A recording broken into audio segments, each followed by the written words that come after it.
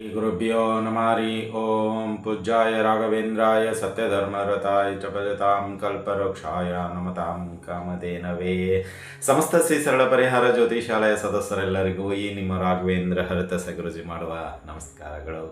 ಸಮಸ್ತ ಕುಲಬಾಂಧವರಿಗೆ SSB ಜ್ಯೋತಿಷಾಲಯ YouTube ಚಾನಲ್ಗೆ ಸ್ವಾಗತ ಸುಸ್ವಾಗತ ಕೋರುತ್ತಾ, ಈ ವಾರದ ಭವಿಷ್ಯ ಅಂದರೆ 22ನೇ ತಾರೀಕು ಮಾರ್ಚ್ದಿಂದ 31ನೇ ತಾರೀಕು ಮಾರ್ಚ್ಗಳ ದಿನದವರೆಗೆ, ಅಂದರೆ ಈ ಒಂದು 10 ದಿನಗಳ ಕಾಲ ಯಾವೆಲ್ಲ ರೀತಿ ದ್ವಾದಶ ರಾಶಿಗಳ ಮೇಲೆ ಫಲ ಮತ್ತು ಒಳ್ಳೆಯ ದಿನಗಳು ಯಾವ ರೀತಿ ಇರುತ್ತೆ ಅದೆಲ್ಲವನ್ನು ಮೇಷರಾಶಿಯಿಂದ ಮೀನ ರಾಶಿಯವರೆಗೂ ತಿಳಿದುಕೊಳ್ಳೋಣ.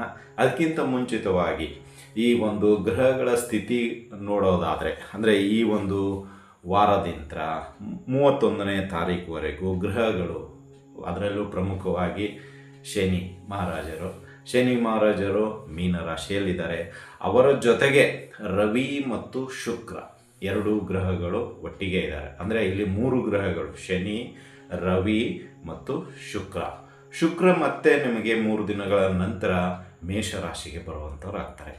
ಸೊ ಇಲ್ಲಿ ಶನಿ, ರವಿ, ಶುಕ್ರ ಮತ್ತೆ ಕೆಲವು ದಿನಗಳ ನಂತರ ಇದೇ ವಾರದಲ್ಲಿ, ಅಂದರೆ ಬರುವಂತಕ್ಕಂಥ ವಾರದಲ್ಲಿ ಶುಕ್ರ ಮೇಷರಾಶಿಗೆ ಹೋಗ್ತಾರೆ. ಇನ್ನು ಉಳಿದಂತೆ ರಾಹು ಕುಂಭರಾಶಿಯಲ್ಲಿದ್ದಾರೆ. ರಾಹು ಜೊತೆಗೆ ಬುಧ ಮತ್ತು ಕುಜ ಎರಡೂ ಗ್ರಹಗಳು ಇವೆ. ಅಂದರೆ ಒಟ್ಟಿಗೆ 3 ಗ್ರಹಗಳು ಕುಂಭರಾಶಿಯಲ್ಲಿದ್ದಾರೆ. ರಾಹು, ಕುಜ ಮತ್ತು ಬುಧ, ಈ 3 ಗ್ರಹಗಳಿದೆ. ಇನ್ನು ಗುರು ಮಿಥುನ ರಾಶಿಯಲ್ಲಿದ್ದಾರೆ. ಕೇತು ಸಿಂಹ ರಾಶಿಯಲ್ಲಿದ್ದಾರೆ. ಇನ್ನು ಚಂದ್ರ ಮೇಷ ರಾಶಿಯಲ್ಲಿದ್ದಾರೆ. ತದನಂತರ ಅವರು ಬದಲಾವಣೆ ಆಗ್ತಾ ಬರ್ತಾ ಇರ್ತಾರೆ. ಸೊ ಇದಿಷ್ಟು ಈ ವಾರದ ಗ್ರಹ ಸಂಚಾರ. ಇನ್ನು ಈ ಒಂದು ದಿನದಲ್ಲಿ ಶುಭ ದಿನ ಅಂತ ನೋಡೋದಾದರೆ, ಈ ವಾರದಲ್ಲಿ ಅಂದರೆ ಈ ಒಂದು ಬರ್ತಕ್ಕಂತಹ 22ರಿಂದ 31ನೇ ತಾರೀಕುವರೆಗೂ ಶುಭ ದಿನ ಅಂತ ಹೇಳಿದರೆ 26, 27 ಶ್ರೀರಾಮನವಮಿ ಅಂತ ಬರುತ್ತೆ. ಕೆಲವು ಕಡೆ 26 ದಿನಾಂಕದಂದು ಆಚರಣೆ ಮಾಡ್ತಾ ಇದ್ದಾರೆ, ಕೆಲವು ಕಡೆ 27 ಅಂತ ದಿನ ಆಚರಣೆ ಮಾಡಲಾಗ್ತಾ ಇದೆ. ಇಲ್ಲಿ ತಿಥಿ ನವಮಿ 10 ಗಂಟೆ ನಂತರ ಬರ್ತಾ ಇರೋದರಿಂದ ಕೆಲವು ಕಡೆ ವಿಜೃಂಭಣೆ ಅಂತ 26ನೇ ತಾರೀಕು ಮಾಡ್ತಾ ಇದ್ದಾರೆ.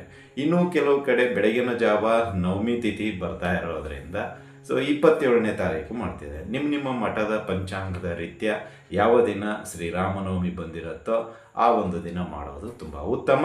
ನಮ್ಮ ಪ್ರಕಾರ 27ನೇ ತಾರೀಕು ಮಾಡಿಕೊಳ್ಳೋದು ತುಂಬ ಉತ್ತಮ. ಸೊ 27 ಶ್ರೀರಾಮನವಮಿ ಅಂತಲೇ ಹೇಳ್ಬೋದು. ಇನ್ನು ಅದೇ ರೀತಿ 29 ಕಾಮದ ಏಕಾದಶಿ ಇದೆ. ಸೊ ಇದು ಕೂಡ ತುಂಬ ಒಳ್ಳೆಯ Ekadashi.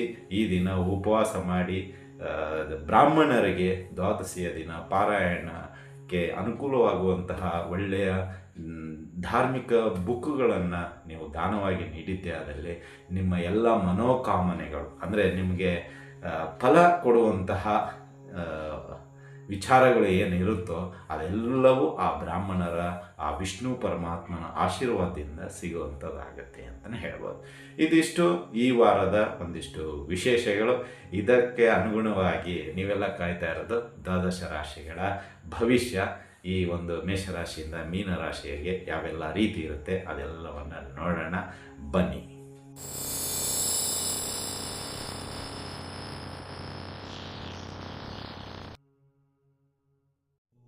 Gana Homa, a powerful Vedic ritual to invoke prosperity and remove obstacles.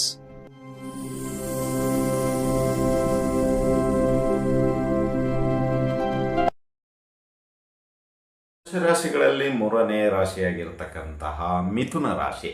ಈ ಮಿಥುನ ರಾಶಿಯವರಿಗೆ ಈ ಒಂದು ಸಾಪ್ತಾಹಿಕ ದಿನಗಳಲ್ಲಿ ಅನುಕೂಲತೆ ಏನು, ಅನಾನುಕೂಲತೆ ಏನು ಮತ್ತು ಪರಿಹಾರಗಳು ಯಾವ ರೀತಿಯಲ್ಲಿರುತ್ತೆ ಎಂಬುದನ್ನು ತಿಳಿದುಕೊಳ್ಳೋಣ. ಇಲ್ಲಿ ಮಿಥುನ ರಾಶಿಯವರಿಗೆ ಈ ಒಂದು ಸಾಪ್ತಾಹಿಕ ಭವಿಷ್ಯದಲ್ಲಿ ನೋಡೋದಾದರೆ, ಇಲ್ಲಿ ಮಿಥುನ ರಾಶಿಯವರಿಗೆ ನಿಮ್ಮ ಒಂದು ಪ್ರಮುಖ ಇಂಪಾರ್ಟೆಂಟ್ ಏನು ಕೆಲಸ ಇರುತ್ತೋ ಅದಕ್ಕೆ ಒಂದು ನಿರ್ದಿಷ್ಟವಾದ ದಿನಾಂಕ ಅಥವಾ ದಿನ ಅಥವಾ ಅದರ ಬಗ್ಗೆ ಒಂದಿಷ್ಟು ಚರ್ಚೆ ಈ ವಾರ ನೀವು ಮಾಡುವಂಥವ್ರು ಆಗ್ತೀರ. ಅಂದರೆ ಯಾವುದೋ ಒಂದು ಧಾರ್ಮಿಕ ವಿಷಯ ಆಗಿರ್ಬೋದು, ರಾಜಕೀಯ ಆಗಿರ್ಬೋದು, ಆರ್ಥಿಕವಾಗಿರ್ಬೋದು, ಕೌಟುಂಬಿಕವಾಗಿರ್ಬೋದು, ಸಾಮಾಜಿಕವಾಗಿರ್ಬೋದು, ಅಥವಾ ನಿಮ್ಮ ವೈಯಕ್ತಿಕ ಬದುಕಿನ ವಿಚಾರಗಳಾಗಿರ್ಬೋದು, ಏನೋ ಒಂದು ಪ್ರಮುಖ ವಿಷಯಕ್ಕೆ ನೀವು ಈ ದಿನ ಒಂದು ಮೀಟಿಂಗ್ ರೀತಿಯಲ್ಲಿ ಅರೇಂಜ್ ಮಾಡಿಕೊಂಡು ಅವರವರ ಅಭಿಪ್ರಾಯಗಳನ್ನು ಪಡೆದುಕೊಂಡು ಒಂದು ನಿರ್ಧಾರಕ್ಕೆ ಈ ವಾರ ಮಿಥುನ ರಾಶಿಯವರು ಬರುವಂಥರಾಗುತ್ತೆ. ಅಂದರೆ ಇಲ್ಲಿ ಸಾಮಾನ್ಯವಾಗಿ ಮಿಥುನ ರಾಶಿಯವರು ಈ ಚರ್ಚಾಕೂಟದಲ್ಲಿ ಬೇರೆಯವರ ಒಂದು ಮಾರ್ಗದರ್ಶನ ತಗೊಳ್ಳಲು ಇಷ್ಟಪಡೋದಿಲ್ಲ. ಬಟ್ ಈ ವಾರ ಅನಿವಾರ್ಯತೆ ಇದೆ, ಏಕೆಂದರೆ ಅದು ಆ ಒಂದು ಗ್ರಹಗಳ ಸ್ಥಿತಿಗಳ ಅನುಗುಣವಾಗಿ ಇನ್ನೊಬ್ಬರ ವಿಚಾರಧಾರೆಗೆ ನೀವು ಈ ವಾರ ತಲೆ ಬಾಗಲೇಬೇಕು. ಹಾಗಾಗಿ ಅವರ ಒಂದು ಅಭಿಪ್ರಾಯಕ್ಕೋಸ್ಕರ ನೀವು ಮೀಟಿಂಗ್ ಅರೇಂಜ್ ಮಾಡಿ ಅದರಲ್ಲಿ ಮೂಡುವಂಥ ಒಮ್ಮತ ಅಂದರೆ ಮೆಜಾರಿಟಿ ಅಂತೀವಲ್ಲ, ಅದರಿಂದ ನೀವು ಮುಂದೆ ಹೋಗುವಂಥದ್ದಾಗತ್ತೆ ಅಂತಲೇ ಹೇಳ್ಬೋದು. ಇನ್ನು ಅದೇ ರೀತಿ ತುಂಬ ಅಧಿಕವಾದ ದೈಹಿಕ ಪರಿಶ್ರಮ ಈ ವಾರ ಇರುತ್ತೆ. ಅಂದರೆ ದೈಹಿಕವಾಗಿ ತುಂಬ ಕೆಲಸ ಮಾಡಬೇಕಾಗುತ್ತೆ. ನೀವು ವೈಯಕ್ತಿಕವಾಗಿ ಆಗಿರ್ಬೋದು, ವ್ಯಾವಹಾರಿಕವಾಗಿ ಆಗಿರ್ಬೋದು, ಅಥವಾ ನಿಮ್ಮ ವೃತ್ತಿ ಬದುಕಿನಲ್ಲಾಗಿರ್ಬೋದು. ಅಂದರೆ ಇಲ್ಲಿ ಏನಾಗುತ್ತೆ ಅಂದರೆ ಇಷ್ಟು ದಿನ ನಿಮ್ಮದು ಮಾನಸಿಕವಾಗಿ ಸಿದ್ಧತೆ ಮಾಡಿಕೊಂಡು ಅದು ತೊಗೊಂಡ್ಬಾ, ಇದು ತೊಗೊಂಡ್ಬಾ, ನೀ ಅಲ್ಲಿ ಕೂತ್ಕೊ, ನೀ ಇಲ್ಲಿ ಬಾ, ಇಲ್ಲಿ ಇದು, ಈ ಇವೆಂಟ್ ಮ್ಯಾನೇಜರ್ ರೀತಿಯಲ್ಲಿ ನೀವು ಮ್ಯಾನೇಜ್ ಮಾಡ್ಕೊಂಡು ಹೋಗ್ತಾ ಇದ್ದೀರಿ. ಬಟ್ ಈ ಒಂದು ವಾರ ಅಥವಾ ಈ ಒಂದು ಮಾರ್ಚ್ ತಿಂಗಳ ಕೊನೆಯ ದಿನಗಳು ಹೇಗಿರುತ್ತಂದರೆ ನೀವೇ ಟೀ ತಗೋಬೇಕು, ನೀವೇ ಕೀ ತಗೋಬೇಕು, ನೀವೇ ಓಪನ್ ಮಾಡಬೇಕು, ನೀವೇ ನಿಮ್ಮ ಒಂದು ಟೇಬಲನ್ನು ಕ್ಲೀನ್ ಮಾಡ್ಕೋಬೇಕು, ಅಥವಾ ಮನೆಯಲ್ಲಾದರೂ ಸರಿ, ವ್ಯಾಪಾರದಲ್ಲಾದರೂ ಸರಿ, ನೀವು ಹೋಗುವಂಥ ಕಂಪ್ನಿಯಲ್ಲಾದರೂ ಸರಿ. ಅಂದರೆ ಇಲ್ಲಿ ಏನಾಗುತ್ತೆ, ನಿಮ್ಮ ಕೆಲಸ ನೀವೇ, ಕಾಯಕವೇ ಕೈಲಾಸ, ಅಷ್ಟೇ ಸಿಂಪಲ್ ಆಗಿ ಹೇಳಬೇಕು ಅಂದರೆ ಇಲ್ಲಿ ಬೇರೆಯವ್ರನ್ನ ನೀವು ಈ ವಾರ ಅಷ್ಟು ಅವೈಲೇಬಲ್ ಆಗೋದಿಲ್ಲ, ಅಥವಾ ರಜೆ ಹಾಕಿರ್ತಾರೆ, ಏನೋ ಒಂದಾಗಿರುತ್ತೆ. ಸೊ ನಿಮ್ಮ ಕೆಲಸವನ್ನು ನೀವು ಮಾಡ್ಕೊಳ್ಳಿ ಅಂತ ಕಂಪ್ನಿ ಹೇಳುತ್ತೆ. ಸೊ ಇದರಿಂದ ದೈಹಿಕವಾಗಿ ಸ್ವಲ್ಪ ಅಧಿಕ ಶ್ರಮ ಈ ವಾರದಲ್ಲಿ ಎದ್ದು ಕಾಣಿಸ್ತಾ ಇದೆ ಮಿಥುನ ರಾಶಿಯವರಿಗೆ ಅಂತಲೇ ಹೇಳ್ಬೋದು. ಇನ್ನು ಅದೇ ರೀತಿಯಾಗಿ ಒಂದಿಷ್ಟು ಅದೃಷ್ಟಗಳು ಈ ವಾರ ತುಂಬ ಕೂಡಿ ಬರ್ತಾ ಇದೆ. ಅದು ಶುಕ್ರ ಒಂದು ಬದಲಾವಣೆ ಆಗಿರ್ಬೋದು, ಅಥವಾ ಇತರ ಗ್ರಹ ಸ್ಥಿತಿಗಳ ಅನುಗುಣವಾಗಿ ನಿಮಗೆ ನೋಡೋದಾದರೆ ಈ ವಾರ ವಾಹನ ಯೋಗ ಇದೆ. ಒಬ್ಬ ಪ್ರಮುಖ ವ್ಯಕ್ತಿಯ ಪರಿಚಯದಿಂದ ನಿಮಗೆ ಒಳ್ಳೆಯ ಯೋಗ ದಿನಗಳು ಪ್ರಾರಂಭವಾಗುವಂಥದ್ದು ಇದೆ. ಮತ್ತು ಆ ವ್ಯಕ್ತಿಯಿಂದ ರಾಜಕೀಯವಾಗಿ ಪ್ರಬಲ ಶಕ್ತಿಯಾಗಿ ಬೆಳೆಯುವಂಥದ್ದು ಆಗುತ್ತೆ. ಅಂದರೆ ಒಳ್ಳೆಯ ಸ್ಥಾನಮಾನ ನಿಮಗೆ ರಾಜಕೀಯವಾಗಿಯೂ ಸಿಗುವಂಥದ್ದಾಗುತ್ತೆ. ಈ ಎಲ್ಲ ಯೋಗಗಳು ಈ ವಾರ ನಿಮಗೆ ಕೂಡಿ ಬರುವಂಥದ್ದಾಗುತ್ತೆ ಮಿಥುನ ರಾಶಿಯ ಜಾತಕರಿಗೆ ಅಂತಲೇ ಹೇಳ್ಬೋದು. ಇನ್ನು ಅದೇ ರೀತಿಯಾಗಿ ಮದುವೆಗೆ ಸಿದ್ಧತೆಗಳನ್ನು ಈ ವಾರ ಮಿಥುನ ರಾಶಿಯವರು ಮಾಡಿಕೊಳ್ಳುವಂಥದ್ದಾಗುತ್ತೆ. ಅಂದರೆ ಮದುವೆ ಫಿಕ್ಸ್ ಆಗುವಂಥದ್ದಾಗುತ್ತೆ, ಹೆಣ್ಣಾಗಿರಲಿ ಗಂಡಾಗಿರಲಿ, ಅಥವಾ ನಿಮ್ಮ ಮನೆಯಲ್ಲಿ ಮದುವೆಗೆ ಬಂದಿರತಕ್ಕಂಥ ಹೆಣ್ಮಕ್ಳಾಗಿರಲಿ ಗಂಡು ಮಕ್ಕಳಾಗಿರಲಿ, ಆ ಒಂದು ಶುಭ ಕಾರ್ಯಕ್ಕೆ ಬೇಕಾಗಿರತಕ್ಕಂತಹ ಒಂದಿಷ್ಟು ಸಿದ್ಧತೆಗಳನ್ನು ಪಟ್ಟಿ ಮಾಡಿಕೊಳ್ಳುವ ಒಂದು ಸಿದ್ಧತೆ ಈ ವಾರ ನಡೆಯುತ್ತೆ ಅಂತಲೇ ಹೇಳ್ಬೋದು. ಇನ್ನು ಆರ್ಥಿಕವಾಗಿ ಒಂದಿಷ್ಟು ಲಾಭ ಇದೆ, ಬಟ್ ಅನಗತ್ಯ ಖರ್ಚುಗಳು ತಲೆ ಹಾಕಿಕೊಳ್ಳುತ್ತೆ. ಈಗ ಅದು ನಾವು ಇಂಪಾರ್ಟೆಂಟೇ ಅಂತ ತಿಳ್ಕೊಂಡಿರಲಿಲ್ಲ, ಬಟ್ ಈಗ ಅದು ಇಂಪಾರ್ಟೆಂಟ್. ಉದಾಹರಣೆಗೆ ಈ ಗಾಡಿ ರಿಪೇರಿ ಮಾಡಿಸ್ಲೇಬೇಕು, ಮಾಡಿಸದೇ ಇದ್ದರೆ ನಮಗೆ ಓಡಾಡಲಿಕ್ಕಾಗಲ್ಲ. ಬಟ್ ಅದು ಅನ್ಎಕ್ಸ್ಪೆಕ್ಟೆಡ್ ಖರ್ಚು, ಏನೋ ಒಂದು ಟೈರ್ ಏನದು ಬ್ರಸ್ಟ್ ಆಗೋಯ್ತು, ಅಥವಾ ಪಂಚರ್ ಆಗೋಯ್ತು, ಅಥವಾ ಏನೋ ಇಂಜನೇ ಕೆಟ್ಟೋಯ್ತು, ಏನೋ ಆಯಿತು, ಈಗ ಅದು ಮ್ಯಾಂಡೇಟ್ರಿ ಮಾಡಿಸ್ಲೇಬೇಕು. ಮಾಡಿಸದೇ ಇದ್ದರೆ ನಾವು ಬರೀ ಬಸ್ಸು ಆಟೋ ದಿನ ದುಡ್ಡು ಖರ್ಚಾಗುತ್ತೆ. ಬಟ್ ಇಲ್ಲಿ ಈ ರೀತಿ ಖರ್ಚುಗಳು ಈ ವಾರ ಬರುತ್ತೆ. ಅಂದರೆ ಮ್ಯಾಂಡೇಟ್ರಿ ಅವಶ್ಯಕತೆ ಇದ್ದೇ ಇದೆ ಅನ್ನೋ ರೀತಿಯಲ್ಲಿ ಖರ್ಚುಗಳು ಮಿಥುನ ರಾಶಿಯವರಿಗೆ ಬರುವಂಥದ್ದಾಗತ್ತೆ.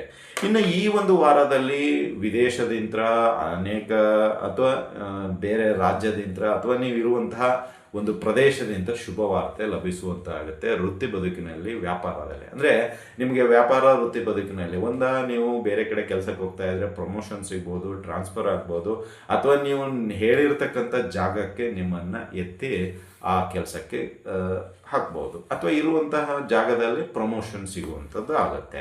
ಇನ್ನು ವ್ಯಾಪಾರದಲ್ಲಿ ನೋಡೋದಾದರೆ ನೀವು ಎಲ್ಲೋ ಲೋನಿಗೆ ಅಪ್ಲೈ ಮಾಡಿರ್ತೀರ, ಅಥವಾ ಆ ಒಂದು ವ್ಯಾಪಾರಕ್ಕೆ ಇನ್ನು ಹೆಚ್ಚಿನ ಒಂದು ಇದಕ್ಕೆ ಒಬ್ಬರ ಸಹಾಯ ಕೇಳಿರ್ತೀರ, ಅವರು ಕೂಡ ಒಳ್ಳೆಯ ರೆಸ್ಪಾನ್ಸ್ ಕೊಡುವಂಥದ್ದಾಗತ್ತೆ ಈ ಒಂದು ಸಮಯದಲ್ಲಿ.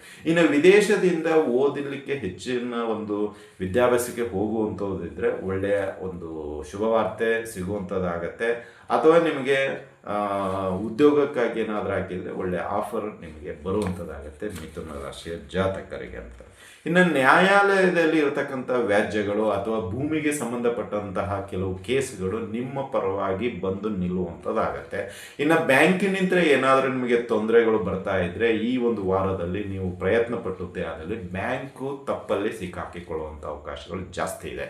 ಹಾಗಾಗಿ ಈ ವಾರ ಏನೇ ವಾದ ವಿವಾದಗಳಿದ್ದರೆ ಮಿಥುನ ರಾಶಿಯವರಿಗೆ ಬಲವಾಗಿ ನಿಮ್ಮ ಕಡೆ ಜಯ ಸಿಗುವಂಥದ್ದು ಇರುತ್ತೆ. ಹಾಗಾಗಿ ಮುಂದುವರಿಯೋದು ತುಂಬ ಉತ್ತಮ ಅಂತಲೇ ಹೇಳ್ಬೋದು. ಇನ್ನು ಆರೋಗ್ಯದಲ್ಲಿ ತುಂಬ ಸುಧಾರಣೆ ಕಾಣುವಂಥದ್ದಾಗುತ್ತೆ ಈ ಒಂದು ವಾರದಲ್ಲಿ. ನಿಮ್ಮ ಒಂದು ಕಾಲು ನೋವಾಗಿರ್ಬೋದು, ಸೊಂಟದ ನೋವಾಗಿರ್ಬೋದು, ಅಥವಾ ಈ ಬಾಯಿಯಲ್ಲಿರ್ತಕ್ಕಂತಹ ದುರ್ವಾಸನೆ ಅಂತೀವಲ್ಲ ಅದಾಗಿರ್ಬೋದು, ಈ ವಾರ ಅದಕ್ಕೆ ಸರಿಯಾದ ಒಂದು ಮೆಡಿಸಿನ್ ಸಿಗುತ್ತೆ. ಒಳ್ಳೆ ಏನಂತೀರ ಕಡಿಮೆ ಆಗುವಂಥದ್ದಾಗುತ್ತೆ ಅಂತಲೇ ಹೇಳ್ಬೋದು.